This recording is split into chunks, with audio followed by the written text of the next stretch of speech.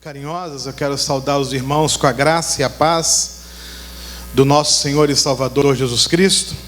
Quero pedir que se abra a palavra de Deus. Eu quero falar sobre venenos e antídotos no ministério pastoral.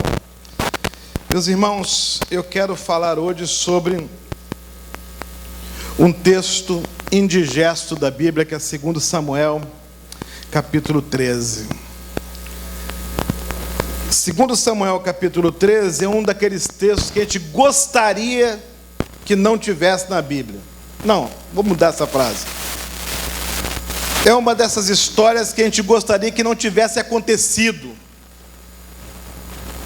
E a gente chega no capítulo 12, dá vontade de pular para o capítulo 14, ou melhor, para o capítulo 16, 17, porque do 13 até o 14 as coisas são muito complicadas, especialmente o capítulo 13.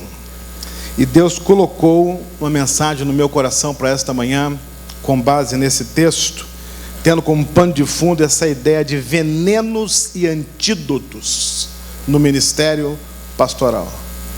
Há muito veneno sendo semeado por Satanás na vida dos pastores, mas para cada veneno há um antídoto na palavra de Deus.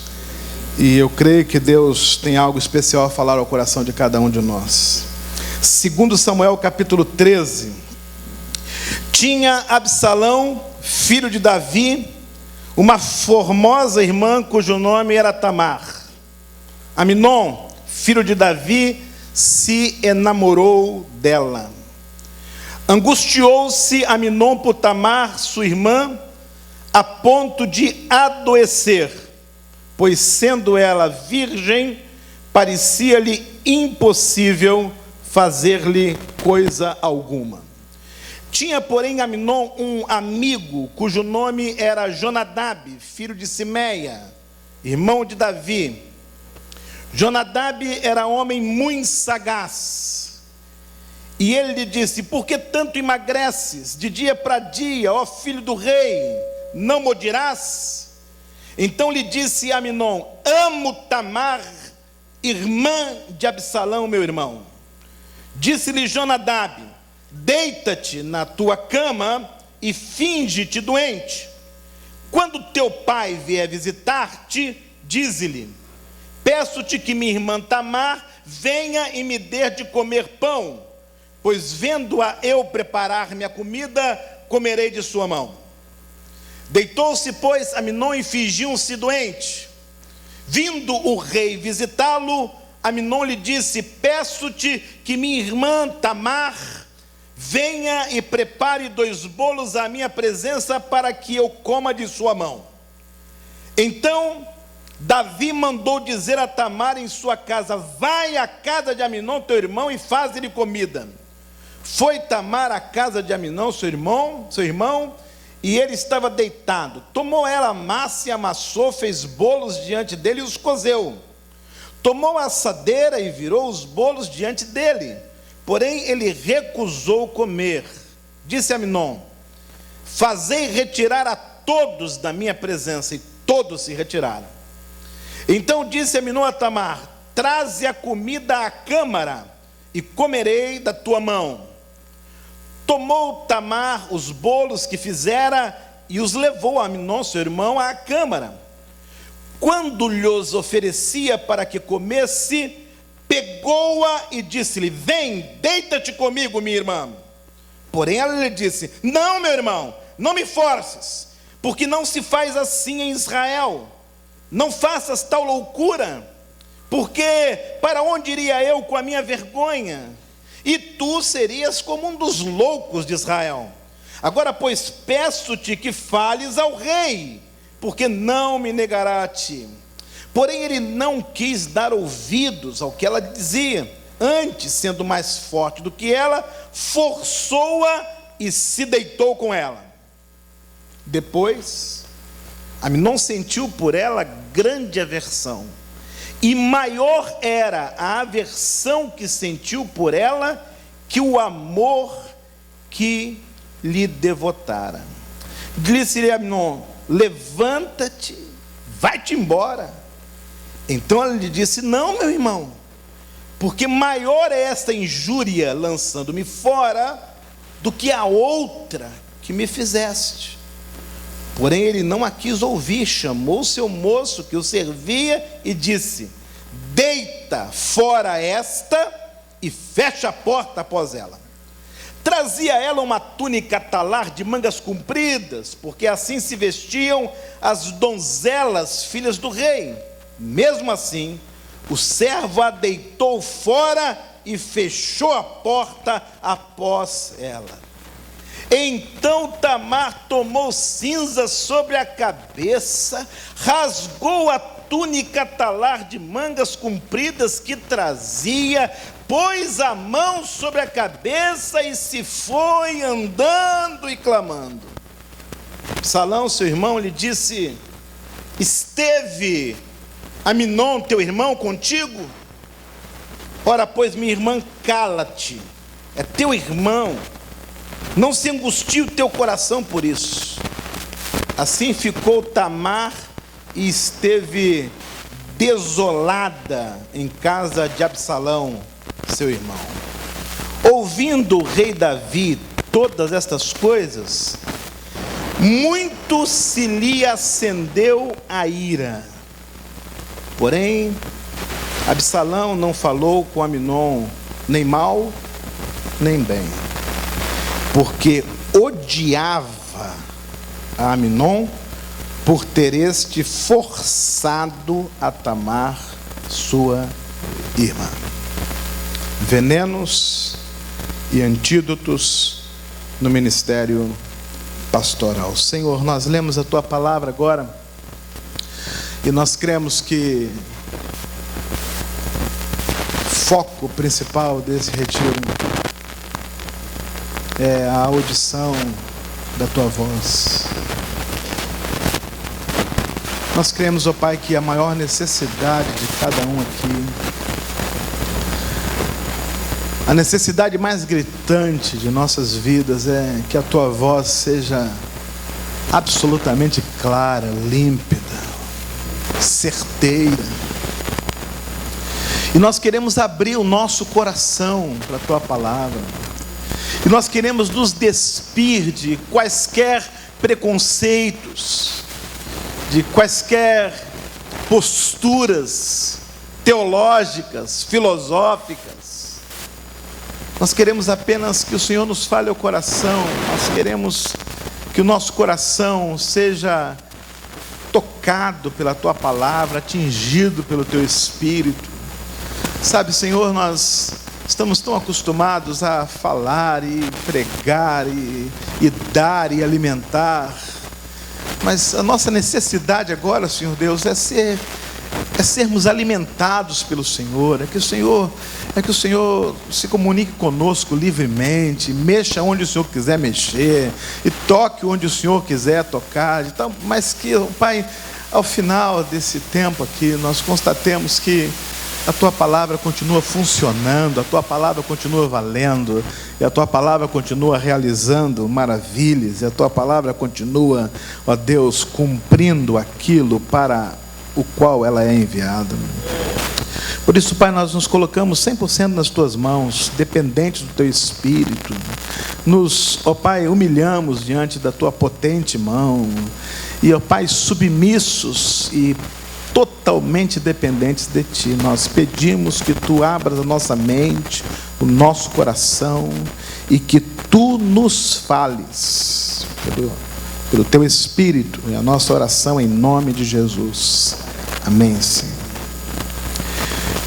Meus irmãos, a história é bem conhecida, embora evitada, e eu chamo de a queda desse homem. Incrível como que os cenários mudam de uma hora para outra.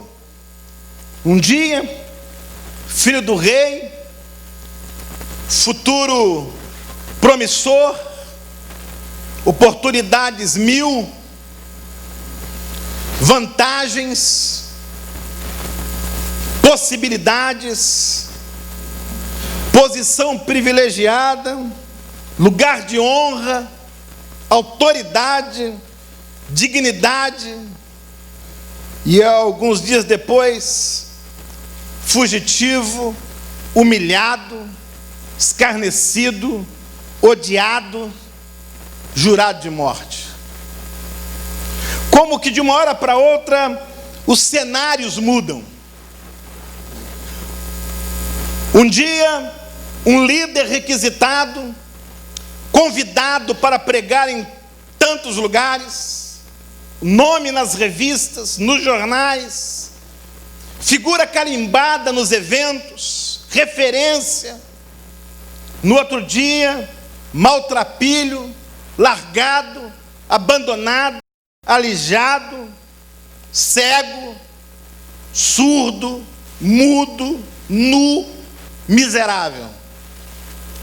Um dia, dono da verdade, senhor da razão, roupa de etiqueta, carro do ano, ministério glorioso, família sorrindo, andando no shopping center.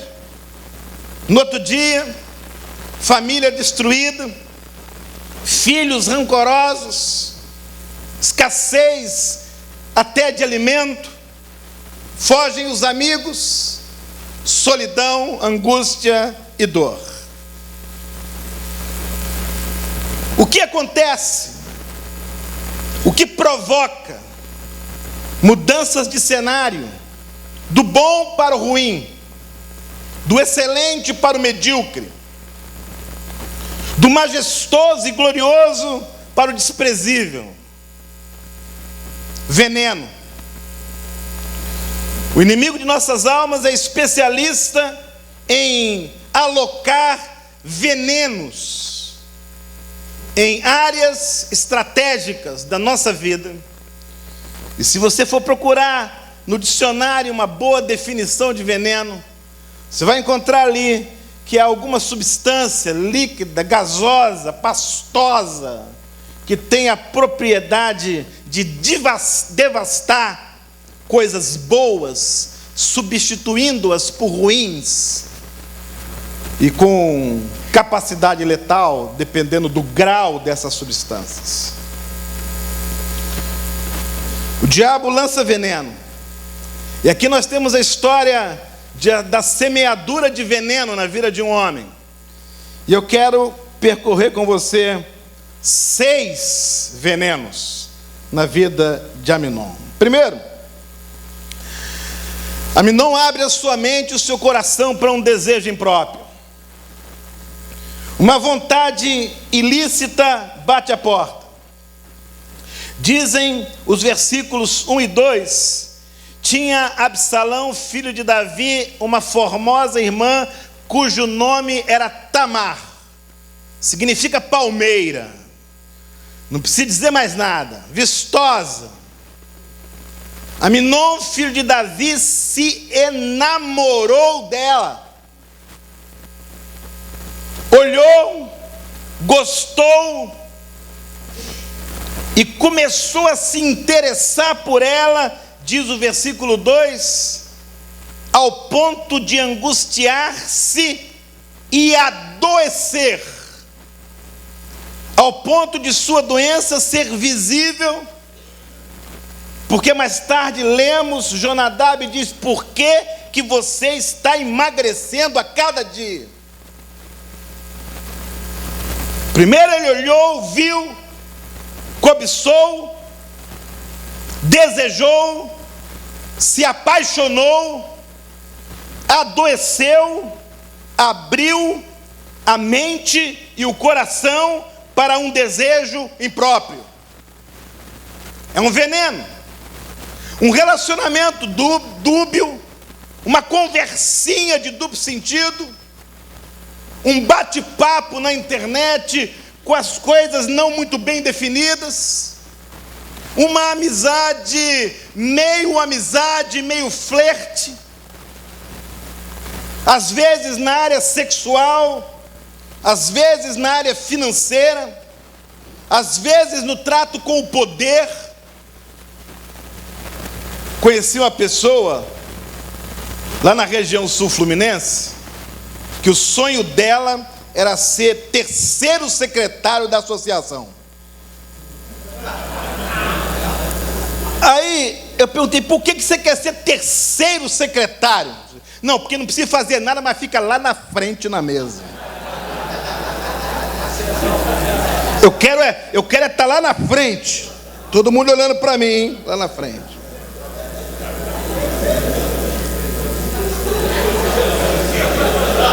Qualquer semelhança é mera coincidência.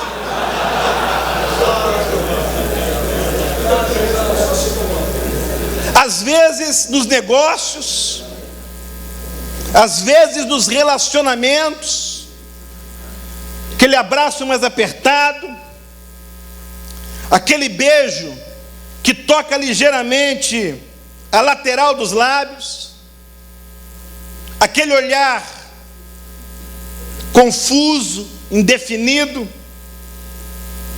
veneno, um sentimento e um pensamento impróprios no coração. Se esse veneno entra e se ele frutifica, ele arrasa você. Segundo, abrir-se para um relacionamento enfermo ou relacionamentos enfermos. O texto diz que, versículo 3, que Aminon tinha um amigo. Eu digo que quem tem um amigo como Jonadab não precisa de inimigo. Mas há uma sutileza aqui. O texto informa no finalzinho do capítulo, do versículo 3, que Jonadab era um homem muito sagaz. A mesma palavra que encontramos em Gênesis, capítulo 3, versículo 1, se referindo à serpente. Era muito sagaz. O amigo dele.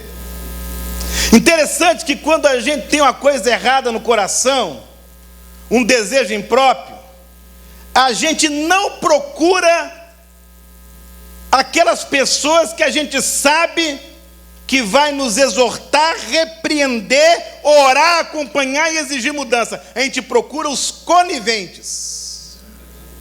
E a linha divisória entre o amigo e o conivente é muito tênue.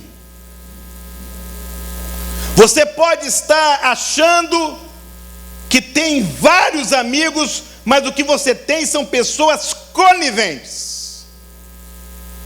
O conivente é aquele que ajuda você a mentir, ajuda você a pecar, ajuda você a trair, ajuda você a roubar, ajuda você a mentir, porque o que ele diz assim, eu quero é ajudar você.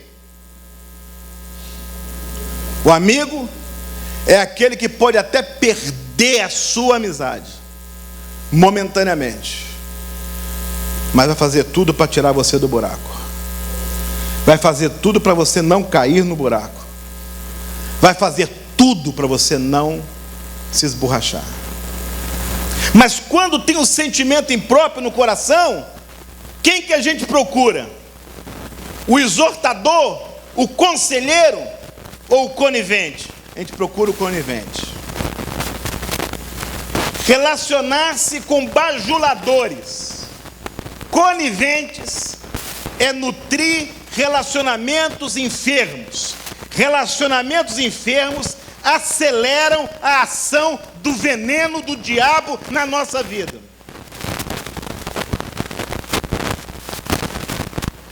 Na sua frente é amigo, quando você vira as costas, joga pedra, fala mal de você. Ele quer a sua desgraça. Estava sentado no avião esses dias, na saída de emergência, no corredor, e tinha um senhor na janela.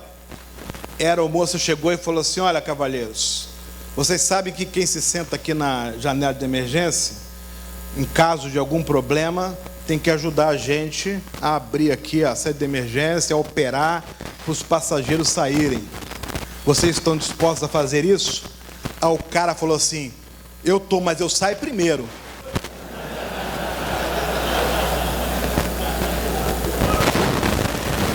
Eu abro a porta aqui, mas eu saio primeiro. Aí a moça falou: então eu tenho que mudar de lugar, porque quem senta aqui tem que abrir a porta e deixar os outros saírem primeiro. O amigo segura a porta para você sair. O conivente sai primeiro. Na hora que você se esborracha, você está sozinho. Relacionamentos enfermos é mais um veneno do inimigo. Terceiro, chegou a hora de abrir mão da integridade. Abrigou um sentimento impróprio no coração. Granjeou o apoio de um conivente. Jonadab falou assim, como se ele assistisse uma dupla de comediantes muito famosa em nossos dias. Siga o mestre. Eu tenho um plano. Tranquilo. Sabe por que Aminon estava emagrecendo? Sabe por que ele estava adoecendo? Ele não estava adoecendo por causa da paixão dele, não. Ele não estava emagrecendo porque estava interessado pela irmã. Ele estava doente porque ele não via a menor possibilidade de concretizar o desejo dele. Donzela, filha do rei, para chegar perto só com a permissão do rei. Não tem jeito. Mas Jonadab fala assim: tem um jeito.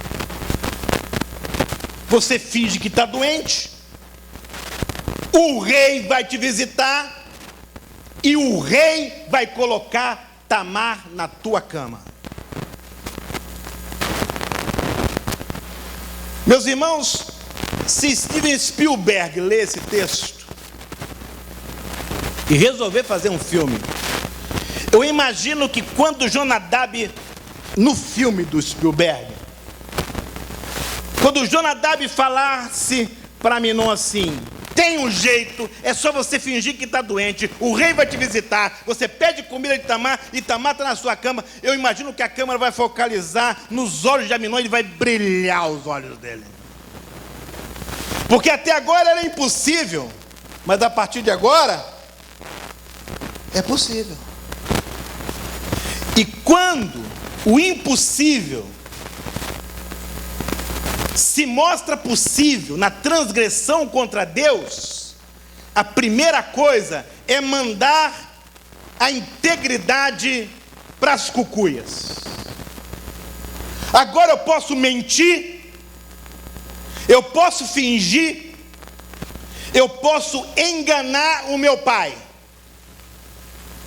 Agora a verdade não vale mais nada, honestidade não tem valor, moralidade não existe. O que importa agora é ter Tamar na minha cama.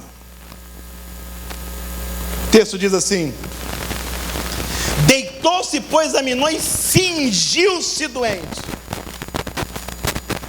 Meus irmãos, não há indício na Bíblia de ingenuidade e nem tolice, nem imaturidade na vida de Davi. Mas Aminon foi um artista perfeito. Ele conseguiu convencer Davi de que ele estava doente. Mais que isso, conseguiu convencer Davi que ele estava doente e que ele mesmo, doente, tinha um remédio para ele.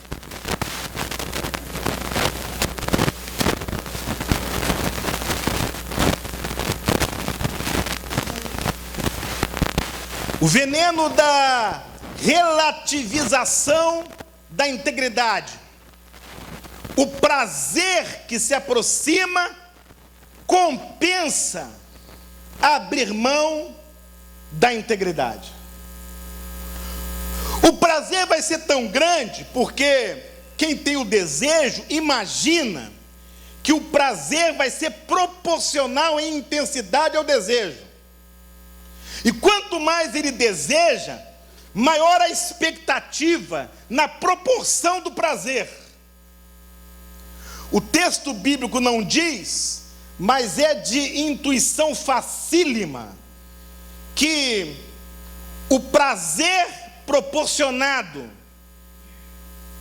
pela consumação do ato pecaminoso por Amnon foi ínfimo em relação ao desejo cultivado no seu coração. É de um versículo para o outro. Deitou-se com ela à força e gerou então no coração dele uma aversão.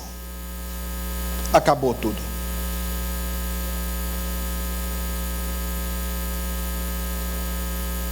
A integridade vai embora. Quarto veneno. Agora, tinha um impasse. Tamar está dentro da câmara. Só ele e ela. Ele mais forte que ela. Ele segura aquela mulher. Determina o que vai acontecer. E diz a palavra de Deus, irmãos, que Tamar arranca a força, não sabemos de onde, e diz para ele assim: tem um problema, Amnon. Jonadab se esqueceu de um problema.